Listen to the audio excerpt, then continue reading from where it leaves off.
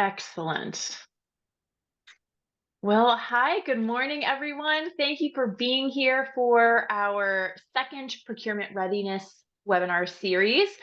Today, we're talking all things branding. This is such a hot topic, no matter where you are in your business, whether you're early on, whether you're advanced and had multiple businesses, no matter what, it's always an important topic and something to always revisit as well throughout your journey as an entrepreneur.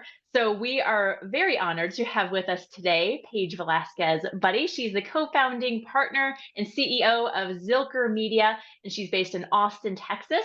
Zilker Media is an agency that builds people-driven brands. So we're really focusing a lot on you as much as we are focusing on your business as well, because those two things intertwine in so many great ways. She has shared the stage with incredible leaders like Jamie Dimon, Donald Miller, Damon John, and she speaks about strategic business influence and people-driven marketing at many conferences and corporate events, including many of those at the IVMF as well, but also organizations such as Ernst & Young, JP Morgan Chase, Harvard Medical School, the University of Texas. We can talk about that, unfortunately, at some other time, as I am a big Sooner fan. Camp Gladiator, Oh, no. Entrepreneurs Organization, and the Women Presidents Organization. She's been featured in countless media outlets, including Inc., Thrive Global, Kevin MD, Texas CEO Magazine, Authority Magazine, Business News Daily, and Business.com. And she's led marketing campaigns and strategies for some of the world's most recognized authorities, including New York Times bestselling author and Fortune editor Jeff Colvin, and New York Times bestselling author and Hall of Fame speaker Sally Hogshead, among many others. Thank you for being here, Paige. And with that, I will turn it over to you. Awesome. Thank you so much for the introduction, Melissa. And it's such an honor to be here with you all this morning. Before we dive in, I just want to share a little bit about how this session is going to go today. I want this to be a really interactive workshop style. And so as we go through today, I'm going to pause. We're going to have some conversations. There's also going to be an exercise. I think it's really important not only to talk about key themes in branding, but I also want you to have a lot of action-oriented things to walk away with today. So we're going to do some of that. If you have questions as we go throughout today, please share them in the chat box as we go, because I know sometimes if we hold questions all the way to the end, you might forget what you were going to ask in a certain section. So I actually have the chat box open on the screen, so you might see me kind of look around as questions come up. Melissa is also going to help monitor that and flag that if any questions come up as we go through. But before we dive in, I want to start out just by asking each of you a question and really workshopping what your answers are. And so I want you just to sit and think about this for a minute. And then I'm going to call on some of you to share your answers with me. So I'm going to give you all 1 minute once I ask this question. I'm going to time it. And I want you to write down as many answers as you can. So kind of like a bullet point list. And then we're going to go through what those answers are. So the question I want to start out with is, how are you accelerating trust for your company? So how are you, as the founder, the CEO of your company, accelerating trust day to day? This could be with employees, this could be with customers, this could be with vendors, this could be with partners, investors. I want you to think about that for a minute in your role.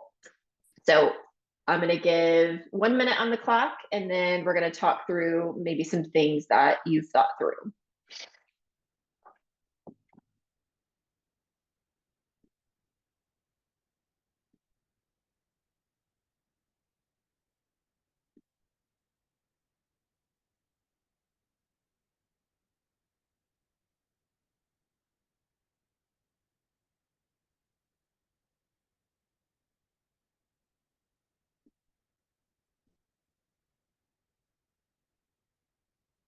Okay. Does we have anybody that wants to share just any thoughts that they kind of walked through when they thought about this question first? And if not, I'll start calling on a few people. I mean, I can go. Okay. So like, the first thing that came to mind was like I joined the Chamber of Commerce. Like once I was able to get myself to that point, joined as like a trustee. So I think that really kind of help solidify a lot of like, trust in brands. If somebody sees like your local, like I'm part of my chamber of commerce, it's like, Yeah. oh, well, okay, I can probably send that guy some money or something to do something. Um, there's that. Joining coalitions. Mhm. Uh, like with my work, what I do, there's a lot of like drug-free community coalitions and whatnot out there that look for community partners or businesses to work with. And so it's like, hi, I'm here. Let's work together on this. So doing Right. that, putting out there, networking, just like showing up, Mhm. like physically showing up to places, saying, I'm here. What you got going on? Here's what I got going on. How can we help each other? So Right. building like, some local trust there. And then I think it helps putting videos out on social media. I know it's like kind of sucks, like making them and producing them and like, but doing that, it really helps build trust with AI and everything else that's out there. It's like, Yeah. look, I'm a real person doing something. Like, let's do it together, kind of thing. So Yeah. Yeah. Well, that's me. one thing I love that you said earlier, Matthew, is about, joining those organizations. Just it's almost like you have their endorsement or their affiliation. So if somebody doesn't know you, they might know the Chamber of Commerce, for example, and that's a way to help accelerate trust. So absolutely. And the videos, you're absolutely right. We'll talk a little bit about that, but the ability to showcase who you are and put a face to the company also helps as well. Who else has thoughts in terms of how they're accelerating trust right now?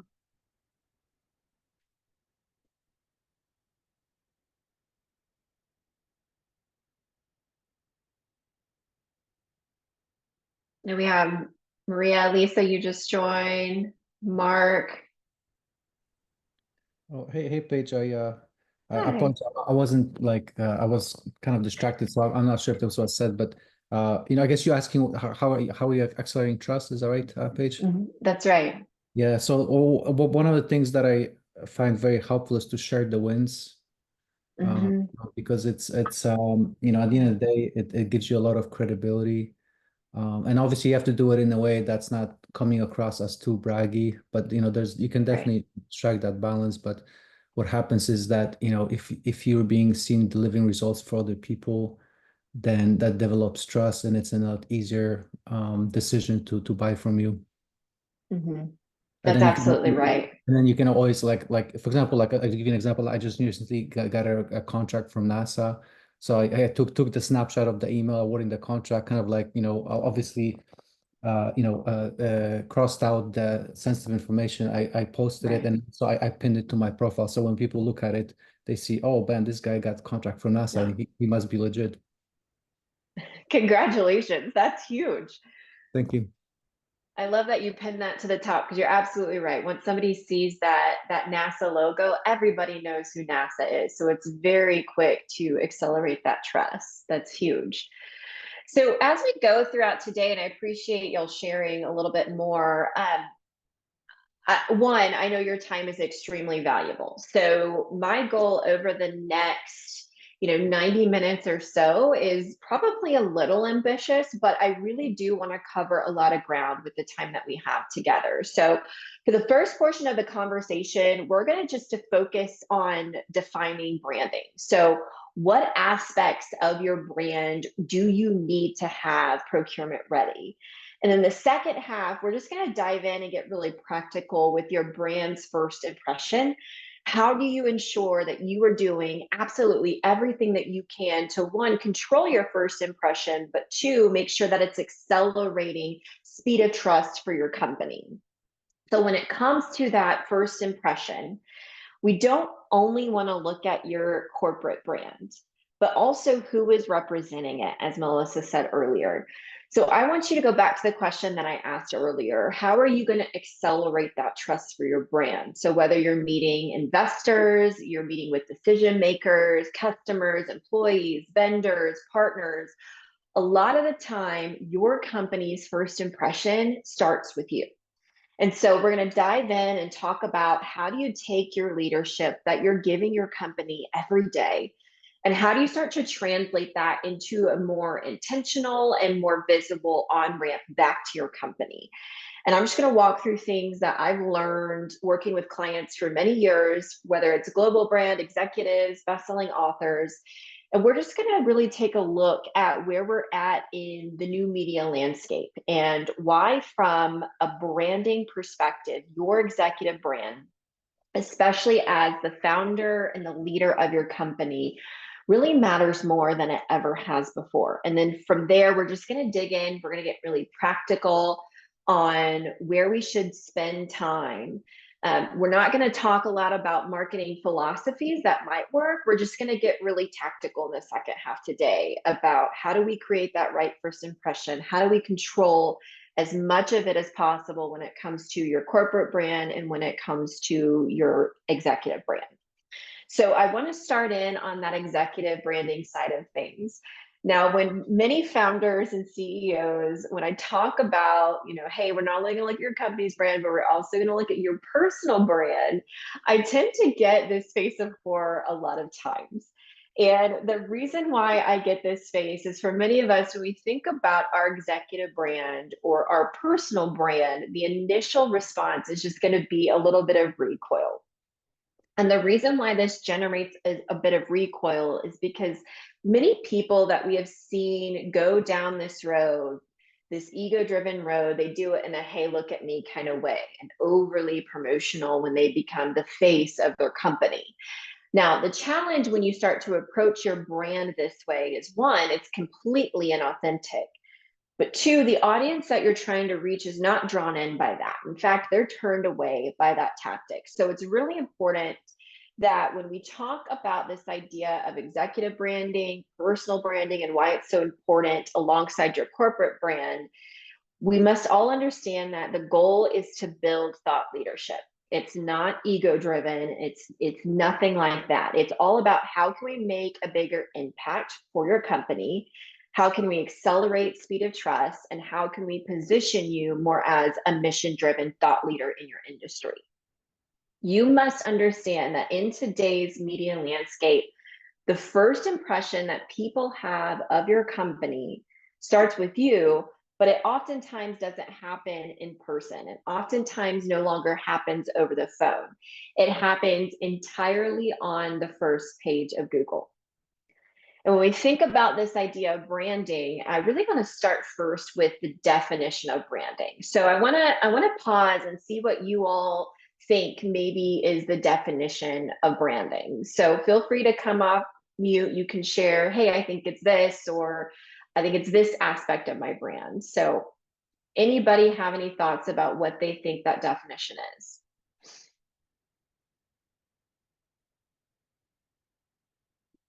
Well, I would say branding is like whenever they think of your services, you're the first thing that comes to their mind. Like Yeah. you're that person. Like for example, like with me, emotional type. Hey, he's the emotional intelligence guy. Whatever you provide.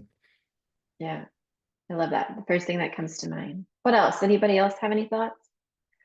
Yeah, it's sort of like your company image. Yeah, absolutely. Yeah, those are all definitely, contributing to branding. We have some that think it's their color scheme, their logo, maybe social media, their messaging, and all of these things, of course, contribute to branding. But the definition is actually really simple. Branding is really creating an image in the minds of your audience. So I want you just to think about that for a minute, creating that image in the minds of your audience. What's interesting about branding in today's landscape is that it happens in three very distinct phases to creating that image. So one of the most important aspects of your brand, again, is going to be that first impression. And this first impression isn't created in person anymore. As a reminder, it's created on page 1 of Google when somebody Googles your name before they take that meeting with you, before they decide to reply to your email. And then from there, if we're lucky, it's created because once somebody Googles you, they're clicking on the website that they're finding come up #1, or your LinkedIn profile. So I want to spend just a little bit of time talking about, again, why your executive brand and why we're focusing a little bit on that today is just as important as your corporate brand. So just like many leaders, a lot of you might have spent your entire careers just pouring into building your corporate brand with just a lot of time and resources. And in today's landscape, it's extremely hard to gain trust as a corporate brand. So when we see a corporate logo or a company only leading with their corporate brand, a consumer's immediate reaction is going to be that they are getting marketed to and they are being sold to. But if you're in a position and you're able to take your executive brand alongside your corporate brand, you're able to start to build a Trojan horse for your corporate brand that's going to accelerate speed of trust with consumers at a much quicker rate. So with an executive brand, you really start to be able to lead with thought leadership, which is someone who is there to teach, educate, entertain versus just sell them something. Now, as we think about the competitive landscape, to differentiate yourself against much larger competitors who might have really hefty marketing budgets, you've got to start leading with your most unique asset, which is going to be you, your thought leadership, and your people. And as we think about your executive brand, the corporate brand aside, it not only is going to accelerate speed of trust, but some of you in this room might be a serial entrepreneur and you might be looking to start new ventures down the road, or one day start a foundation. Maybe it's write a book, transition out of your business after a successful exit.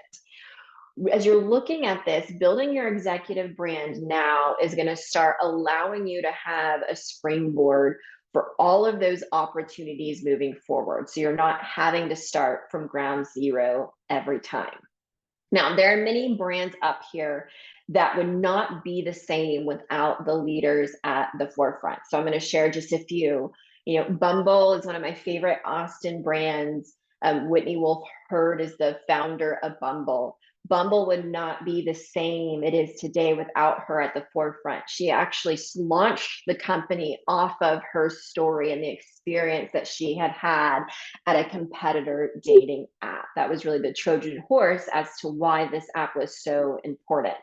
What I loved about her is she kept that theme the whole way through of her executive brand alongside the corporate brand. Whenever she took the company public, she made a statement where she was ringing the bell. She had her 1-year-old on her hip.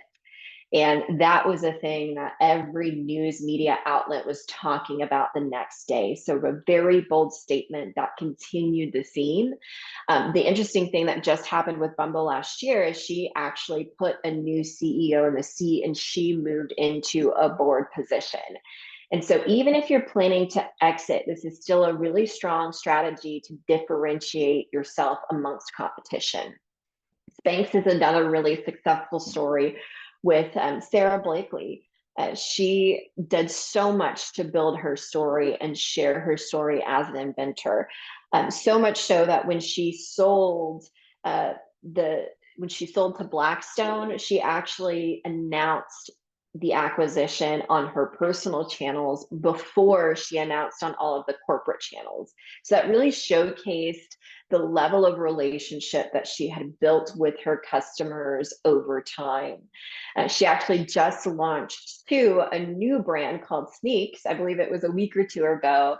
And she was able to do all of that off of her channels because she had been building that for a long time. So she didn't have to start from ground zero with her new company. And then the last one up here, if you're from Texas, you know who Keller Williams is, and you probably know across the nation who they are as well. They're the world's largest real estate franchise. And this is in an industry where, real estate agents and real estate companies are a commodity. There's so many of them out there. Gary Keller and his team, they sat down, they realized that they are going to have to do something drastic to differentiate themselves to become the world's largest real estate franchise. And what they did was they focused on building up Gary's thought leadership. His goal and his team's goal was to have Gary's book, The $1 Million Agent, on the desk of every single real estate agent's office whether they worked for Keller Williams or not. And this is absolutely attributed to the success that they have had as a franchise. Now, as we look in the world of branding, there are really two ways that you can approach building your brand. So many think that you can either build a corporate brand or a thought leadership brand. And the mindset that I want you to have today is really you should be focused on building both. One does not exist without the other. It really depends on how well you are controlling and you are leveraging each in terms of the success. So some of you might be asking, again, why is my brand as a CEO or founder important for the growth of my business? And the reason why is it drills down to relationship building for you and your business and what's at the core of every leader and CEO's focus. A lot of you shared that at the beginning. It's all about the networking, the relationships, the credibility that I can help build on behalf of my company. And at the core of relationships, at that foundational level, it's all about trust. Now, the thing about trust is it hasn't changed throughout the years, but how you nurture and build trust over time has changed in today's environment. A recent Gallup study showed that trust in institutions across the board now is at an all-time low. And fortunately, what we've seen is most business leaders, most CEOs are still approaching trust and relationship building the same way they always have.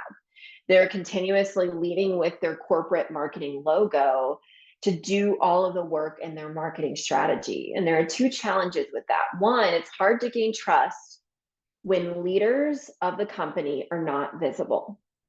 But much more importantly, as we look at that landscape, like we talked about others, you're going to see that much larger institutions, again, with those hefty marketing budgets, it's going to be hard for you to compete and accelerate your success. So you have to figure out how you're going to differentiate yourself very quickly. So as we look at branding today, we're just going to talk through how to lean in and really start to make your business stand out and grow. So on the next slide, I want to talk through what we call the brand power circuit. Now, this graphic is going to represent those three phases of branding that we talked about earlier. Ultimately, you're going to need all three of these phases working together to reach full potential for your brand. So as we go through each of these today, I want you to kind of do an audit of where you are on the branding front and maybe make some notes of where you need to pay more attention when it comes to your brand. So phase one, this is where we're going to spend the most time in today's conversation. But phase one is what we think about as the attract phase. So phase one happens before I ever work with your company, before I ever hire you. So in phase one, the image that you create in my mind isn't created again in person or over the phone or via email. It's created online on page one of Google when somebody starts to Google your company's name or your name as the leader. And then from there, if we're lucky, they're clicking on your website or they're clicking on your LinkedIn profile. Now, that initial image in phase one is either going to be congruent with the quality that you're actually going to deliver once I hire you or once I buy your product. Or what happens is I can't find you as the CEO, even though I know your name, nothing's coming up on Google that attributes to your company. Or if I find you, the all too often result that we see from many leaders is what I am finding online is doing nothing to accelerate me into phase two. In fact, rather than differentiating you from other successful businesses, you are positioned as a commodity in your industry. And so I know every single person in this room is successful and you're starting to grow and really scale your businesses. So the question that I have for you to really think about in phase one is, are you doing everything you can to completely own and control as much as you can when it comes to your first impression, the image that you're creating in the minds of your audience? Or are you letting others really start to create that first impression for you? Are you letting, past press hits or sound bites or past blogs start to dictate that? Or are you doing as much as you can to really control your story, which we're going to talk about here in a minute. Now, I want to move on to phase 2. This is going to be what we call our activate phase. This is the phase that you all definitely have down. So phase 2 is once I buy your product, once I hire you, the image that you create in my mind in phase 2 is connected back to the answer of just one simple question. And that is, did you over deliver on my expectations once I bought your product or hired you, or did you under deliver on my expectations? Now, again, I believe all of you in this room are over delivering. And so I talk with many business owners who say, listen, I don't have to worry about phase 1. My business is entirely referral driven. So I'm just going to continue to focus all of my energy on over delivering for my current customers. Now, for those people who come up and say that, I'm going to say, 1, that's amazing. I applaud you for really building a referral driven business. But I'm also going to ask you, how many opportunities did you maybe miss out on because the people that were referred to you, the first thing that they did was Google you before they picked up the phone and called. And what they found in that phase 1 Google search didn't accelerate them into phase 2. They thought you were positioned more as a commodity. And so the question I want you to ask yourself again, as we look at that phase 1, is when somebody does that search, are you differentiated as a thought leader in your industry, whether they're Googling your name as the executive or your company's name? Or are you positioned as that commodity? And when they cross over into phase 2, once they hire you, once they buy your product, are you over delivering on that experience or are you under delivering on that experience? Now, the much more important question when it comes to the brand circuit is this phase 3, and that's going to be your amplify phase. Business owners who rely solely just on word of mouth, there's some challenge with that. You have no direct control over whether your phone rings or whether that email inquiry comes in. And so you have to hope that you're at the right networking event or your customers at the right networking event and they're talking to the right person and your name comes up, and you hope that that happens. And that is going to happen for you probably over time here and there due to your over delivery. And so the question that I really want you to ask yourself in phase 3 is, are you doing anything intentionally to empower those customers that you are consistently over delivering for in phase 2 to go out and talk about their experience with you? So in other words, send leads back into phase 1. And I want to give you just a really quick example of how this has been done really well in an industry where it's actually really difficult to generate referrals, and that's going to be in orthodontics. So one of my favorite stories to tell is about an orthodontist named Dr. Jamie Reynolds. And then typically what would happen at his office is anytime a kid got their braces off, they would go up to the front desk receptionist, they would make that final payment. And after that payment was made, the receptionist would awkwardly hand the parent some business referral cards, and they would say, hey, if you know any other parents that are looking to get braces on their kid, please give them one of these. It was an awkward encounter and the parents could not throw away those cards fast enough. What Dr. Jamie Reynolds did differently was he sat down with his team and they focused on mapping out their entire customer journey. And they looked to pinpoint the moment that their customer was the happiest. And for them, that was the moment that that kid got their braces off. And so what they did was they brought in like a gong, like the big kind that you bang, and they put it in the center of the practice. And anytime a kid got their braces off, they would take the kid to the center of that practice and they would have everybody stop what they were doing and they would let the kid bang that gong. And everybody would start clapping and cheering. And the beauty in that is they were finding parents could not get out their phones fast enough to film that moment. And they were immediately posting that video to Facebook and Instagram and tagging the practice and going on and on about their experience. And so one of the big questions that I want you to ask yourself is, throughout your customer journey, is there some sort of gong moment that you can use to empower your audience to go out and talk about you in a win-win way. So as you start to think about the right strategy to do that for your business, and you start empowering those clients to go out and talk about you, it's going to start generating referrals. What I want you to recognize is that new referral, that new customer, potential customer, is going to do the same thing that any cold lead for your business is doing. They're going to go look around online about their friend's recommendation.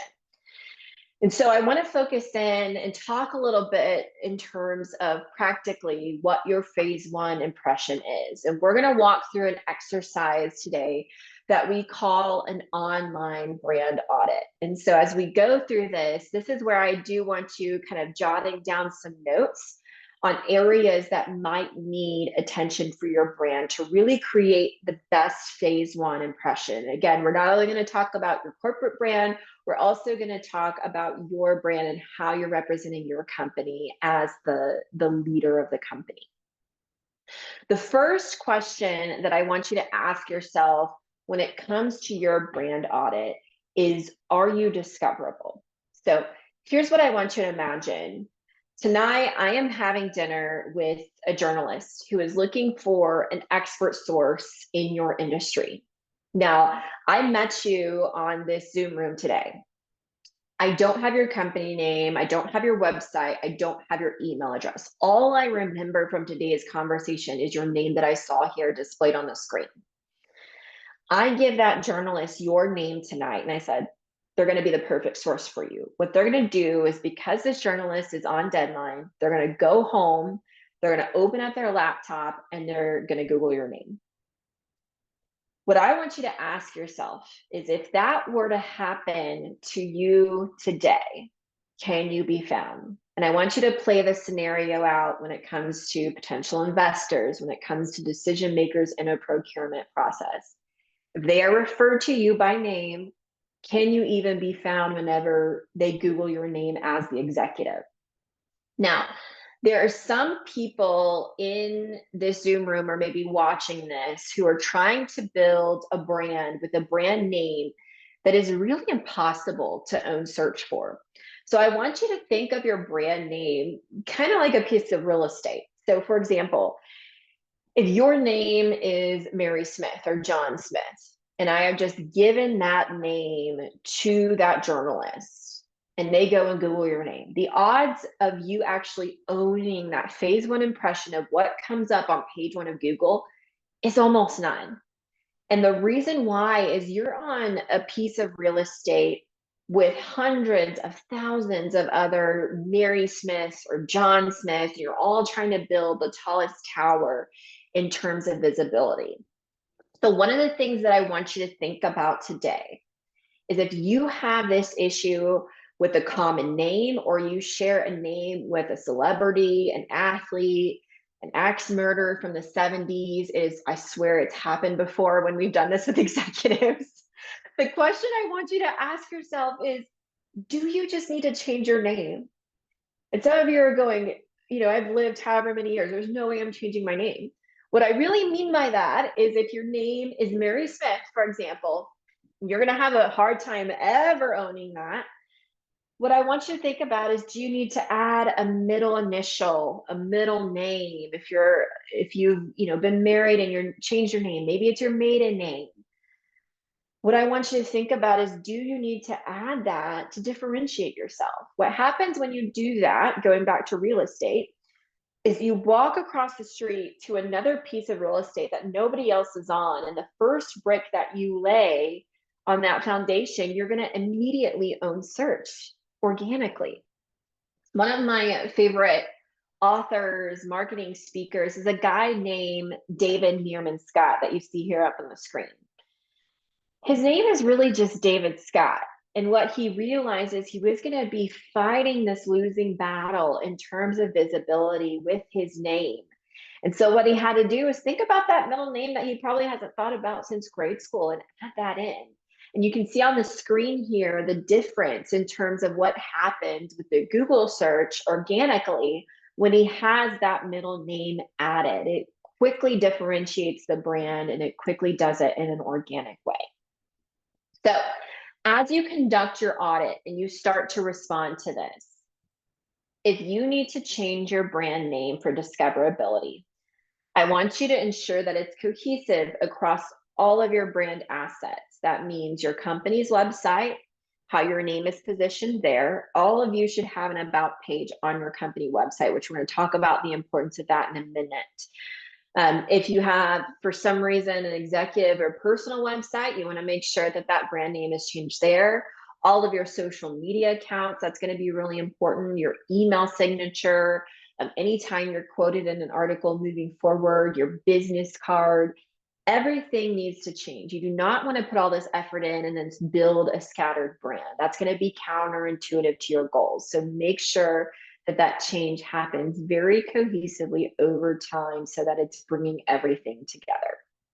Now, I'm curious for those of y'all in the room, and I'm going to bring up my thing so I can see show of hands, and you can also do the hand gesture on your Zoom. How many of you in here, and you can also put it in chat, own your first name, last name as a website URL? So it could be firstnamelastname.com, first name, middle name. I see one hand raised. Okay, so a couple of you. If you don't do anything after today's conversation, this is the one thing that I want to make sure everybody goes and does, is go by your name as a website URL. You can go to GoDaddy, you can go to Google Domains. I'd recommend you purchase it the same place you purchased your corporate website name. Make sure you buy your personal name as a website URL. Again, we talk about thinking of your name as a piece of real estate. Your personal website URL is one of the most precious pieces of real estate that you can own today, and it's only going to get more valuable over time. I also like to gift name URLs. So while you're at it, by your kids, grandkids, nieces and nephews, it's a wonderful gift. This is protection for you. So some of you might be thinking, there is no way in heck I am ever going to build a personal website. And that's okay. That doesn't make sense for every executive. For some of you, it might. But I still want you to buy it. For most of you, it's going to be probably a $12 investment a year. Put it on auto renew so that it doesn't, so you don't miss that renewal. It's a protection so that nobody else can go build upon it. It's incredible what I've seen competitors do to other CEOs and executives who haven't thought about this. I've sat down with a CEO before who has had a disgruntled past employee buy their URL and redirect to a very bad Glassdoor review. I've had people hold domains hostage where, you know, they have to pay a lot of money to try to get it in return.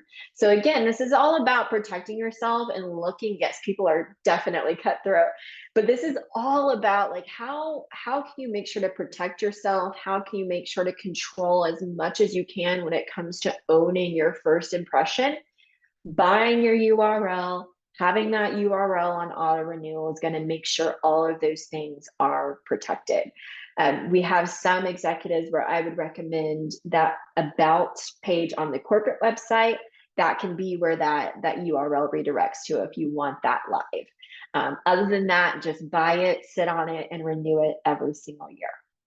Now, speaking of websites, I do want to spend a lot of time when looking at auditing a website.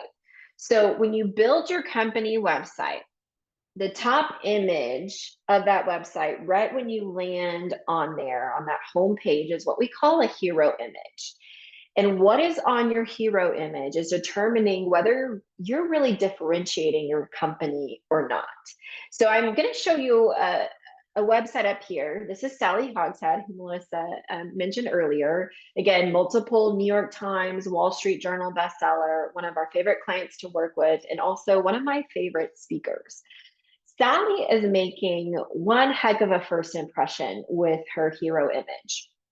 One of the big principles in the world of branding today is what we call authority by association. So many of you probably don't have an idea who Sally is before you landed on here, before you talked to me today. You've probably never seen her or never heard of her. But when you land on her website, you see this image and you see all of these logos. You might not know who Sally is, but you definitely know who Nike is. Some of us might know who Jägermeister is. We know who Godiva is, and we know who Harry Winston is. And so what happens is when you look at these logos, her image is along for the ride with all of these logos that you already know and trust. And so one of my favorite pieces and the most important pieces about this online brand audit is that I want you to take a really hard look at the image that you're creating in the minds of a potential decision maker, customer, partner, employee, investor.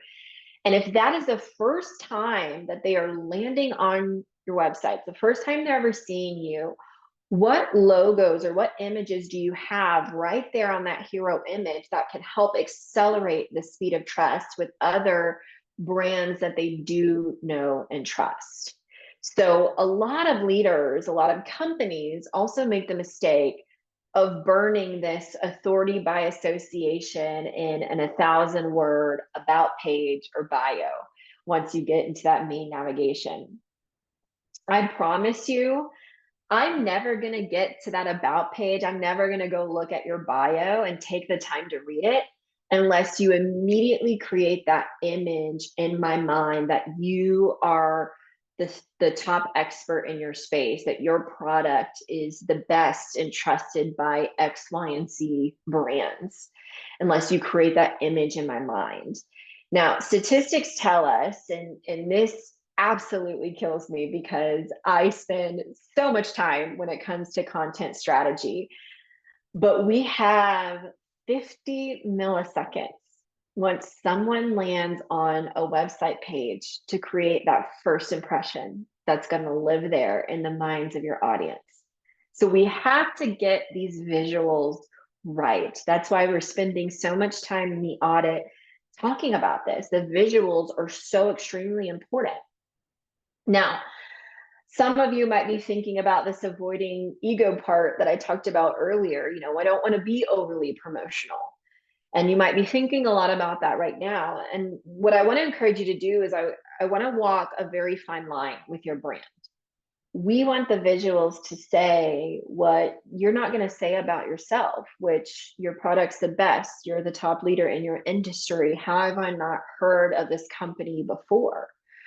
And then the text, the content strategy, which we're going to touch on, is going to be entirely mission-driven focused. Whether they ever hire you or buy your product, they're going to be better off because they've learned a lot from you.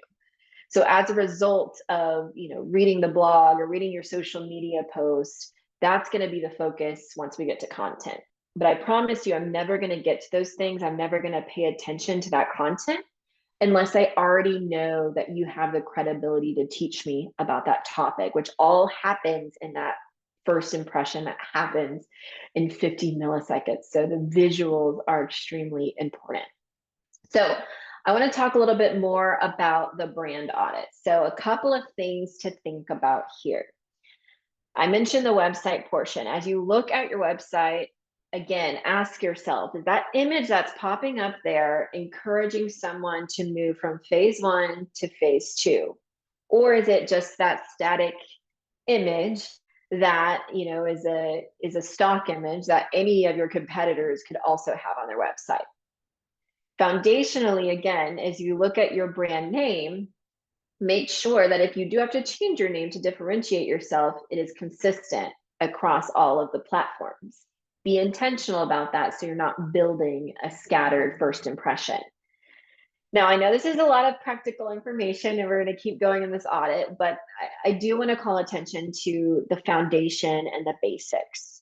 You're not going to get where you want to go as quickly as you should if you're not focused on getting these foundational things right. So we looked at the website as the starting point when it comes to your brand, but reality is once somebody Googles your name and they have that page 1 in front of them, you really can't control where they click. Hopefully it's the website and hopefully that's coming up number 1, but they might see a LinkedIn profile or a social media channel. And you want to make sure that everywhere where you can control that first impression and control what they see, that you're doing that. So as you look at social media channels such as LinkedIn, Facebook, X, which used to be Twitter, you have to also use those visuals, those cover images up on the top of those profiles for your corporate brand and for your executive brand to also build that authority by association. Again, once they click there, you have 50 milliseconds for them to make a snap first impression. And it's all going to be about the visuals. And that cover image on those profiles take up a lot of real estate on the page.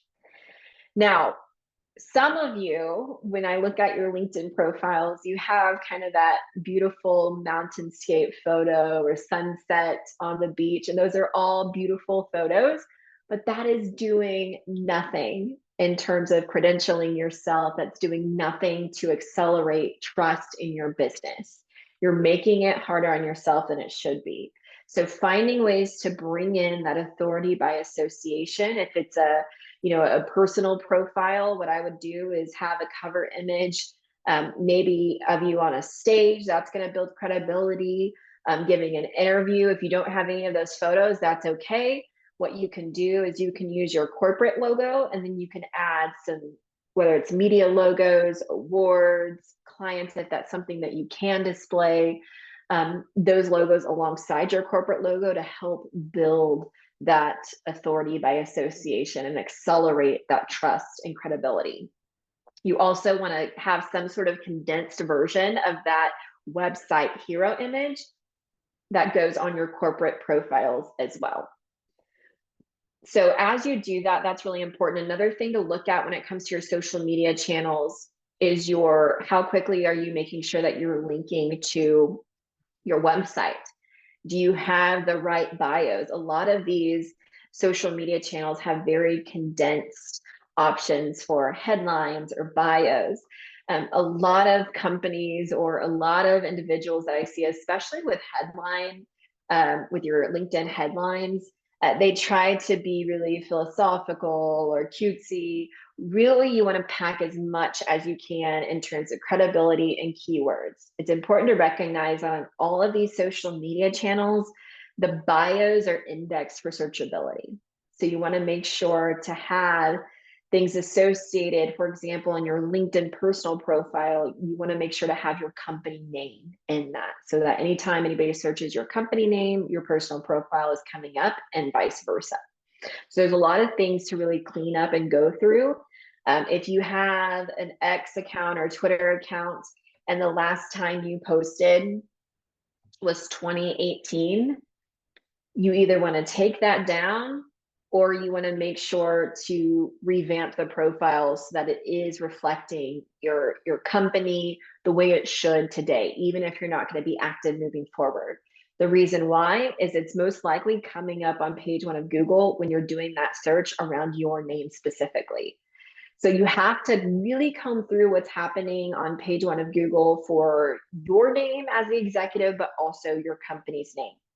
You also want to look for any old videos or any old blogs. I've been through some of these audits, and a video pops up on YouTube that you filmed 10 years ago that a marketing intern talked you into. You want to make sure to take all of those things down. You want to do everything you can to put your best foot forward. You don't want to give anybody a reason not to take a meeting with you, not to pick up the phone and move forward. So make sure that every image that you can control, we are really using that to accelerate trust and not causing someone to question their decision-making when they think about moving into that phase 2. So when you conduct your audit, a few just really practical things. You want to make sure to do this in an incognito mode. So what that means is you need a private browser search. So whether that's, opening up a new window, that's not going to be good enough. That's going to be pulling in everything that you've searched in the past, and it's going to show you very favorable search results. You want to make sure that your browser is on private or incognito. And there's a particular things once you do that search, whether it's your name or your company, that you want those results to come in at. Ideally, you want the assets that you can control the most when it comes to your first impression at the very top on results 1, 2, or 3. And then you're going to want things that you can control the content and the visuals as much as possible. And then you want credibility. So I want to talk through just really quickly this media landscape. And I go into this more in depth in another session, but this is important in terms of making sure that that Google image or that Google search is coming up with exactly what we want to see and the exact order that we want to see. So ideally, we want owned media coming up first, followed by rented, and then followed by earned in that order. So I'm going to share just a little bit about what each one is. So as you do this audit, you know what should fall in each category. So I'm going to start with rented media. This is that second result that you want to see. The definition of rented media, these are going to be all the messages where you fully control the content, but it lives on a platform where somebody else owns that connection to the audience. So any of your advertising that you're doing, that's going to be rented media. That's pretty obvious.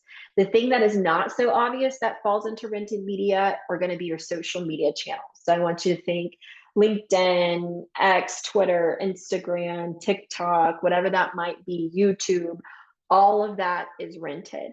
That's because you can control the posts that go out. You can control how your profile is set up. But at the end of the day, when you post content, the platform determines who sees your content and when they see your content. You have no control over that because you don't own the platform. It's now, for most businesses, a pay-to-play model, which again, that's why your LinkedIn profile is so important, is you're going to get more weight in the algorithm from your personal LinkedIn profile than your corporate LinkedIn profile. But again, there's a lot that you can do in the audit to make sure that you have the right first impression if somebody clicks here. Now, the second portion that I'm going to talk through is earned media. This is kind of that last category that you want to see come up on page 1 of Google. Earned media is going to be somebody else inviting you onto their platform to deliver your message. So it's giving everybody the impression that you've earned that opportunity. Now, this is going to be your PR, any awards that you've gotten, any interviews that you're doing, any client referrals, any reviews that you might have online. Now, this category does a lot in terms of credentialing you. So it's great to have it come up on page 1, but you really don't have a lot of control over it. You can give a really good interview. You can submit what you want in terms of the description of your company for an award, for example. But you don't really have control on 1, if the message goes out, and 2, how that message goes out and what that positioning is and what that narrative is. So you want to kind of have that be the last thing that people see because it can do a lot for credibility, but you can't actually control exactly what that message is going to be. Now, the last category that we're going to look at, this is what we want coming up, number 1. This is the most important of the landscape as you look at all of your assets online for your company and for your personal brand. And that's going to be owned media. So these are going to be all the assets where you fully control the connection to your audience. So I want you to think this is your website, most importantly, an email list and a newsletter if you send one of those out. It's going to be your blog. If you have a podcast, that's going to fall into owned media, a text subscription list, a physical mailing list. All of that is considered owned because you completely own what somebody is seeing, how they navigate through the platform, exactly when you can contact your audience and how you contact your audience.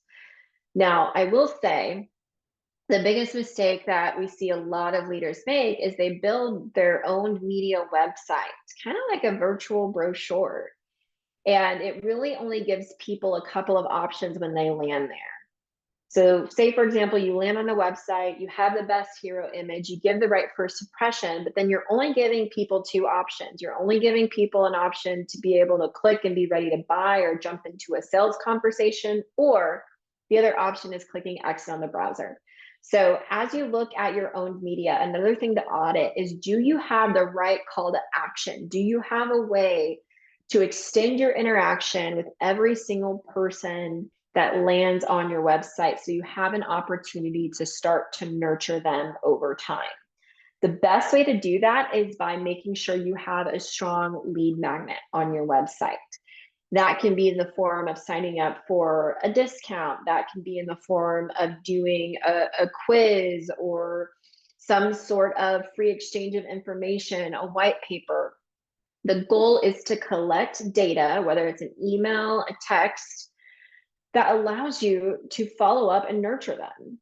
Again, most people that are landing on your website for the first time, they're not going to be ready to buy. They're not going to be ready to partner with you. They're going to want to be able to dip their toe in the water and learn a little bit more about your expertise, your product. And so you have to figure out, do I have a good way to extend that interaction? And then from there, do I have a good way to nurture them? And the best way to do that is finding the right exchange of information. I will say, we do see a higher conversion rate in terms of somebody giving you their personal data or information to follow up on if you have either, you know, some sort of free exchange of information like a white paper or an interactive quiz or assessment. If you're just doing an email grab for a newsletter or you're doing an email grab for a discount code, we don't see those convert as well, especially if you aren't as known of a brand yet. We see that convert about 2%. When it comes to white papers, it's about 10%. And then when it comes to quizzes or assessments, some sort of interactive situation, we see that be 24%. So you can see the differences in terms of what that call to action can be. So I want you to really look at that with your team and discuss, do you have the right way to extend that interaction moving forward? So as we look at this, and as you start to do your audit, again, we want that owned media first, we want that rented media coming up second, and we want that earned media coming up third. That would be an absolutely ideal situation. Now, I do want to spend some time going through an audit exercise. So if you've been on mute, no camera, this is the time where we might need a little bit more interaction in terms of being able to do this. What I'd love to do is break everybody out into groups of 2. This is going to be pretty quick. We're going to give probably about 5 minutes or so to go through this, but this is just a quick. What I want you to do is I want you to break out into groups of 2, and then I want y'all to do just a quick incognito private browser search on each other's names as the leader of the company first, and then if you have time, do it on the company and just point out really quickly, do we have that website coming up first? If so, what does the hero image say? Are they positioned as a commodity, or do they really show thought leadership? Is there going to be, that authority by association there? From there, are the social media channels coming up next? What are those? Are there things that we maybe need to get rid of? It's really good to hear this from a third-party perspective, someone who isn't familiar with you, your company, or your brand. And so we'll give about 5 minutes, and then we'll come back and talk through some of these results. And then I will share just additional thoughts if you have questions going through this. So Melissa, do you need a few minutes to get everybody broken out? Are we good? Awesome. So I will see you all in about 5 minutes.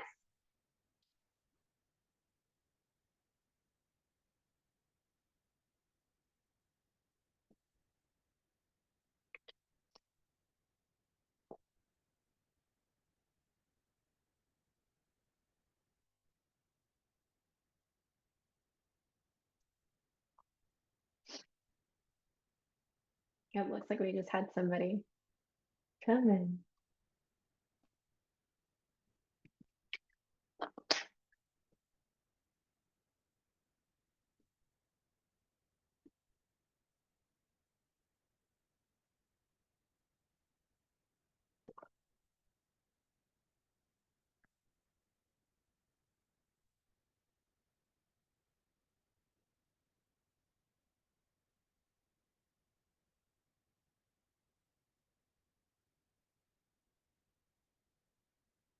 I'm talking on mute.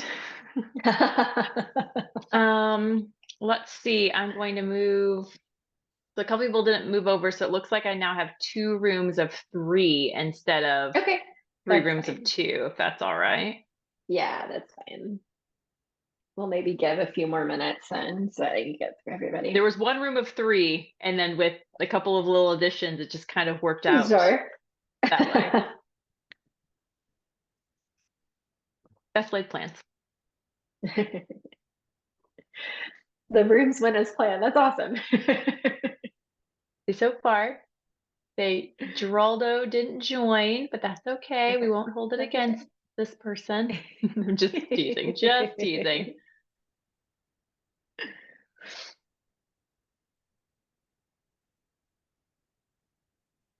Maybe we'll give them till like 11:08, so a couple minutes for those 3-person rooms.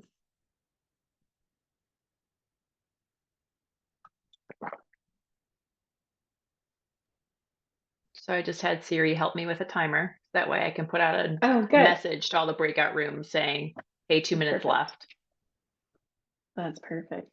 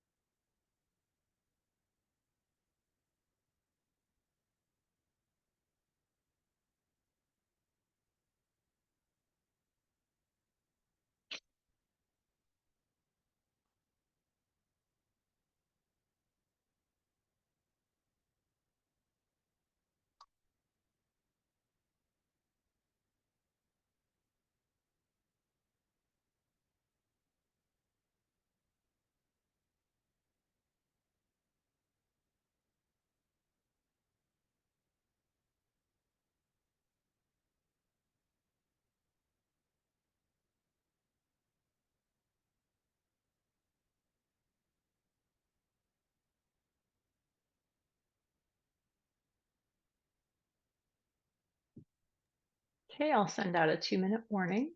Okay.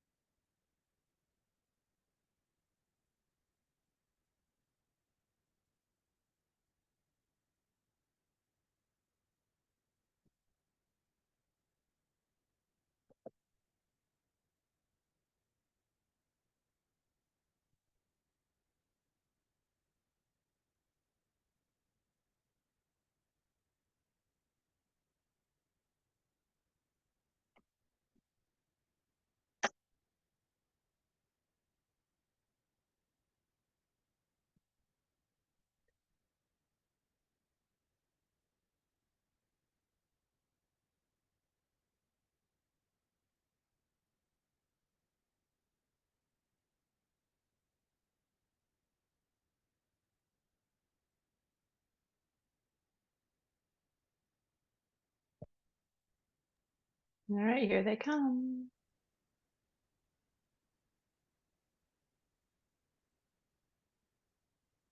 I love the countdown.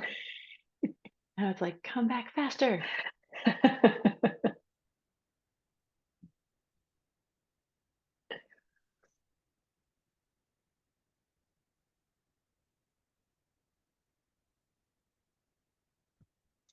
And I was thinking I could force it faster, so that's why I'm just like, no, I'll just wait. I forgot about the minute countdown, and it started. I'm like, oh man. That's okay. That's right. We had 3 people per, so they just probably needed That's another minute or perfect. 2. Yeah, that's a perfect breakout.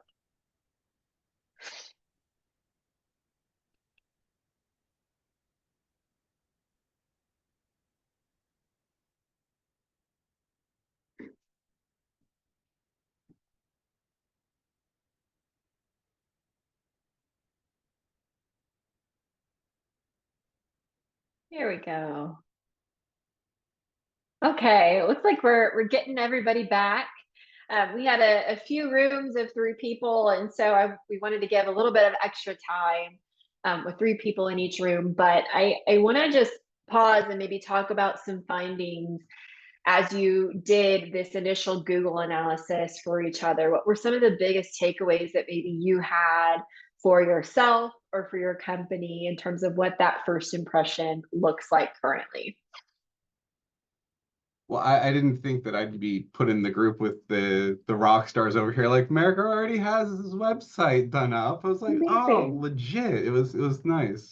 So learning experience there, and then looking at who's out there and who's got my name, who's stealing my identity out there. And it's funny, like there's a lieutenant colonel in the Air Force at one of the medical places with my name. I'm like, I hope he's not getting confused with me. And then like Matthew Scott Snyder is an actor, and I'm like, okay, well, let's fight about it. Yeah, and as you're looking at other, potential other brand names that you could build around if needed, the thing that I would look at is there one that's completely owning page one that it looks like it's going to be hard to catch up and compete with, or is there one that's a little bit more scattered where you might have an opportunity to completely own search if you change everything accordingly? So that can happen very quickly. But that's a great finder. That's a great find there. Who else had some thoughts and takeaways?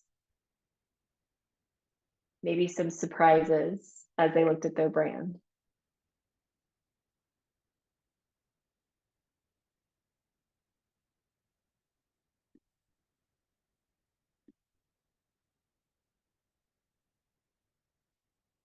Did anybody have the when we look at LinkedIn, did anybody have kind of that cityscape image, or have the connecting dots kind of default image that LinkedIn gives you? That's a big one that we see a lot of times when doing that search. So as you're looking at, kind of all of these things, if you're starting to look at your assets, I'm hoping today that you can walk away just with some really actionable, tactical things that can be done pretty quickly by either yourself or your team. If you're seeing something come up, another question that I get often asked is, old things that I can't take down, whether it's, customer reviews or an old media article that isn't updated with, the current company or the way we want to be positioned. How do I get that down in terms of Google results? If you can't control it, if you truly have no ability to, one of the best things that you can do is make sure that everything you're controlling is set up for success as much as possible. So you have the right keywords, you're being active online with content. A lot of those things start to bump those down and bring up some of that owned and rented that you want to the top. Another thing that you can do is make sure that you are posting fresh content periodically. If it's all old earned media, so all old PR, another thing to maybe do is work on generating some new PR. Maybe that's some podcast interviews, things like that. Just doing a short stint of those and having something that's a little bit more fresh that will start to outrank some of those old things potentially if you're pushing on that. One thing that I wanted to mention on the website to focus on when it comes to your company website is how your bio is displayed. All of you should have an about page with your executive bio somewhere on your corporate website. Now, if it doesn't make sense, it does not have to be on the main navigation, but you need to have a hidden page or a page that has your name. The importance of this is it's all about SEO, search engine optimization, when it comes to that phase 1 impression. What we want to have is when somebody Googles your name as an executive, we want that company website. If you don't have a personal website, we want that company website to come up number 1. You want to get people as quickly as possible to that owned media, and you want to get people as quickly as possible to your company. The best way to do that is making sure you have that standalone page. I see a lot of company websites where they have an about section, or they have a bio, but it's a click pop-up, or it's embedded on the page. It's really tactical, but really important that when you have a button and you click, it goes to its own page with your headshot, your third person biography that should be about 500 to 800 words, three to four short paragraphs, and then potentially a link out to your LinkedIn profile. Make sure that that small step is taken, because once you do that, once you have your own page, it could be your company website.com/about/ and then your name. That's helping your name index a lot stronger in your company website, so it makes that association anytime somebody Googles your name. Once you make that change, give it a few weeks, and then you'll start to see your website ranking higher when you do that incognito search of your company. So that very small change is really important for all of you in this room to make. And it shouldn't be a huge lift on your website team. You really just want to make a really quick click into that page. Also do this for any other team members that are publicly representing your company. Are they meeting with investors? Are they the ones that are client facing? Are they meeting with partners? Are they negotiating deals? That's going to be important, so that anytime they are Googled, the company website comes up first. So your executive team, potentially, if you have anybody doing business development or sales, that's going to be really important to have their about page as well. You don't have to have it for everybody in your company, but think about those people that are public facing or client facing for your company. So we're going to move into a little bit more about things that we've seen just really shift when it comes to the media landscape and when it comes to your brand. And now that we've gone through an audit in terms of the first impression, I want to transition and focus just a little bit more on the content piece. So once somebody gets the right first impression of your brand, how do you continue to grow that impression as they start to read your content, as they start to kind of go back to you for more information, maybe look at your website a few times to learn more about you?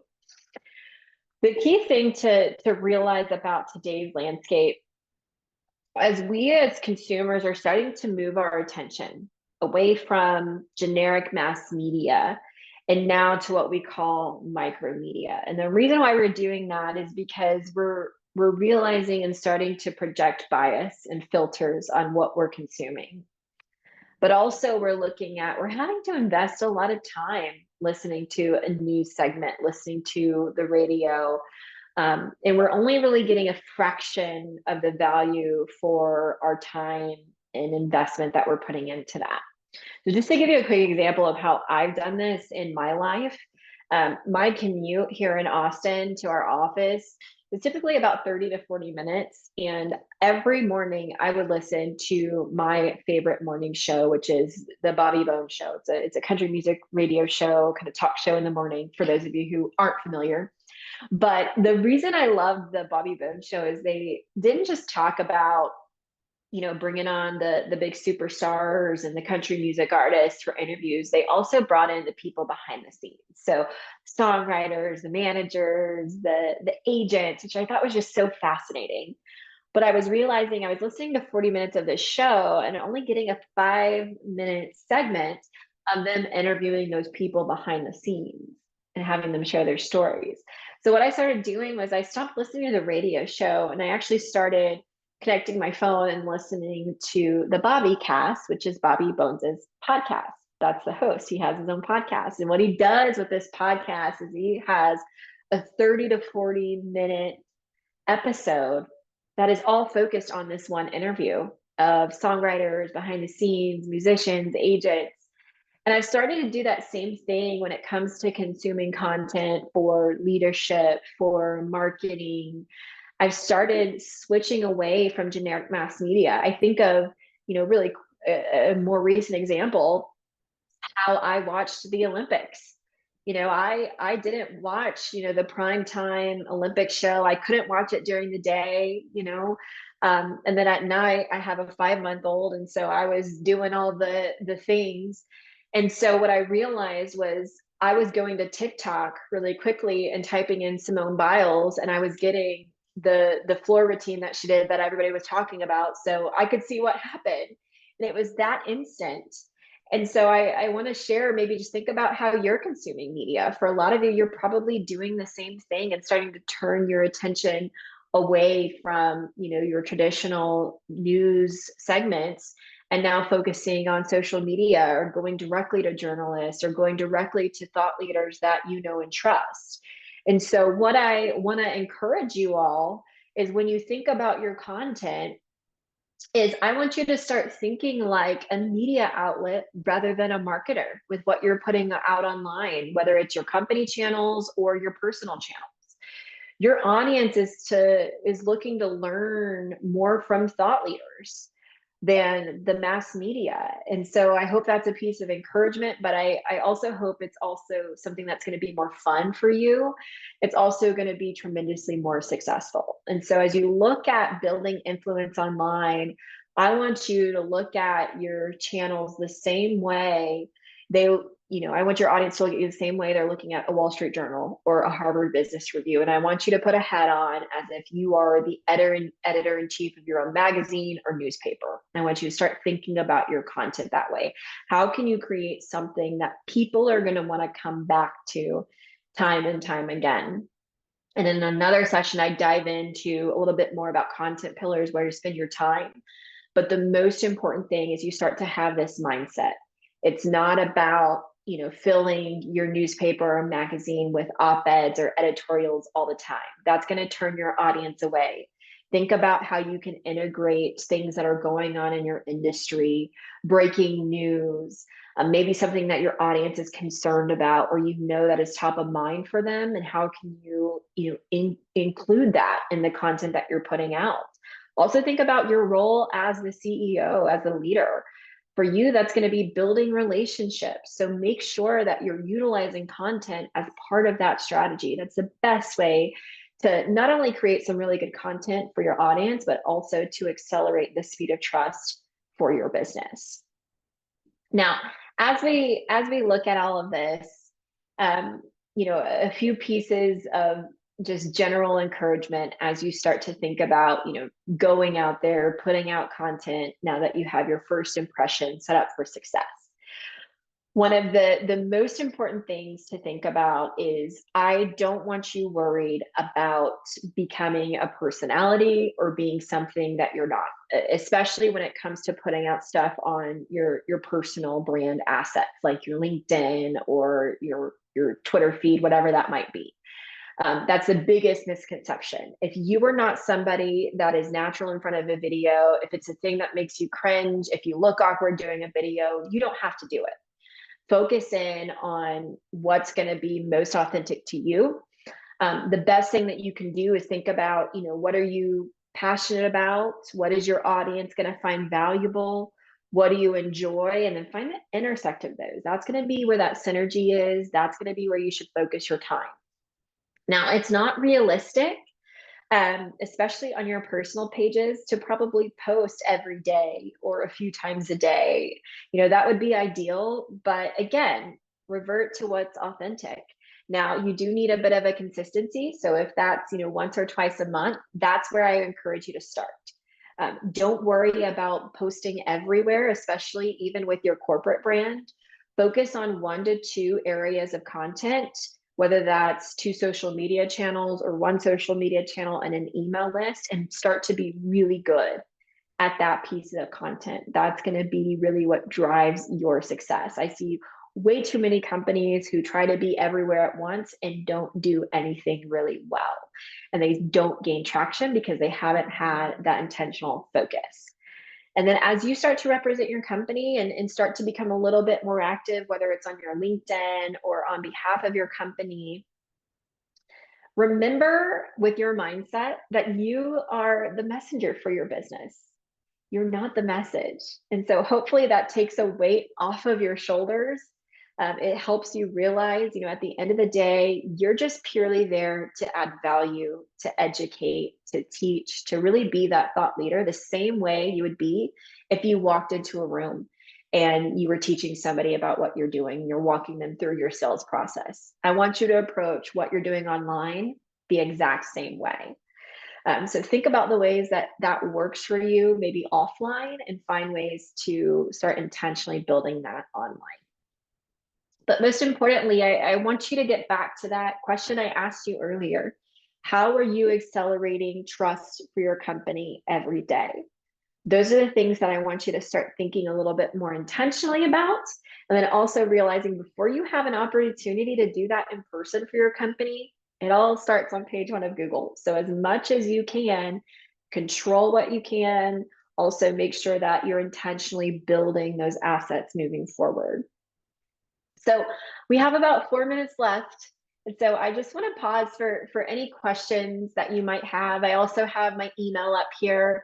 As Melissa knows, I'm an open book. So if you have questions, if you try to audit something, and you're saying, I don't know how to change this, or what can I do about this result that's coming up, feel free to reach out. Again, I'm here to be a resource, and this foundation is so important. I want to make sure you get it right. So any questions, feel free to put them in the chat box or unmute yourself and go ahead and ask it.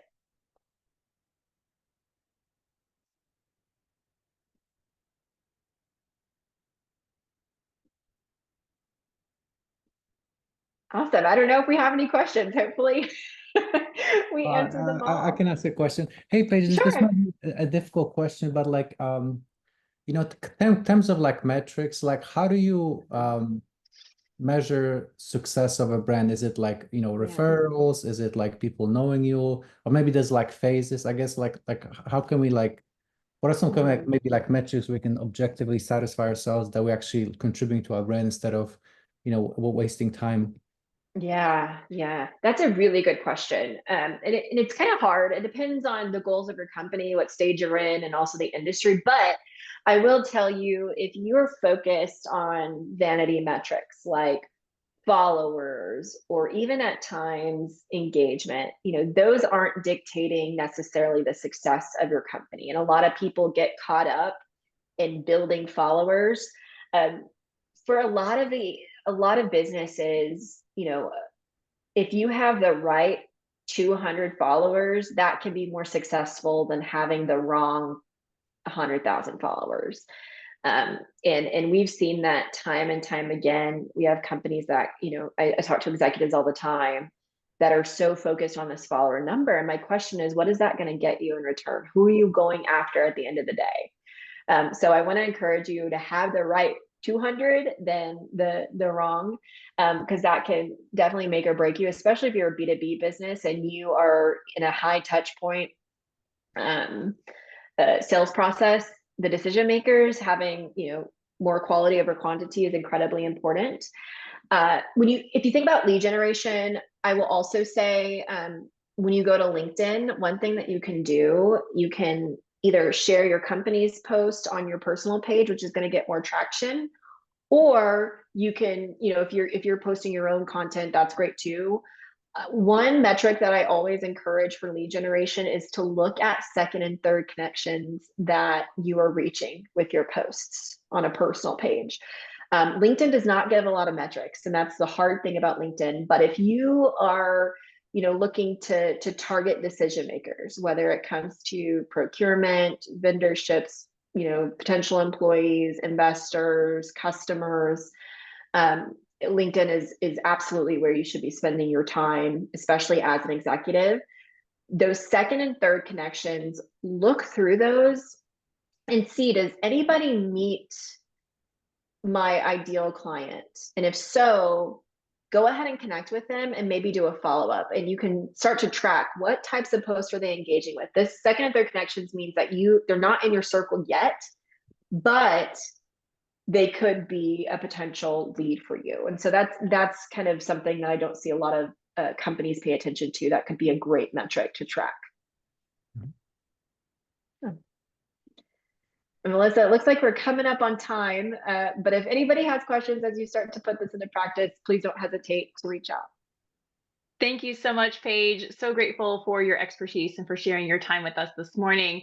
As you have all noticed, this has been recorded. So if you want to go back and refer to bits and pieces later that you might have just wanted to pick one more memento out of that you can take back with you to your organization, you'll be able to do so. We'll send that recording out probably tomorrow, just so you know, and then we'll start talking about next week's webinar as well in that recording, so you can register, or in that email, so that way you can register for next week. We're going to talk about pitching specifically. So we're taking the things that we've learned from Paige this week and talking about pitching your business and how also that intersects with pitching yourself as well. So that'll be our conversation for next week. Thank you again, Paige. Really appreciate your time as always, and we'll see you all next time. Thank you all. Bye now. Bye.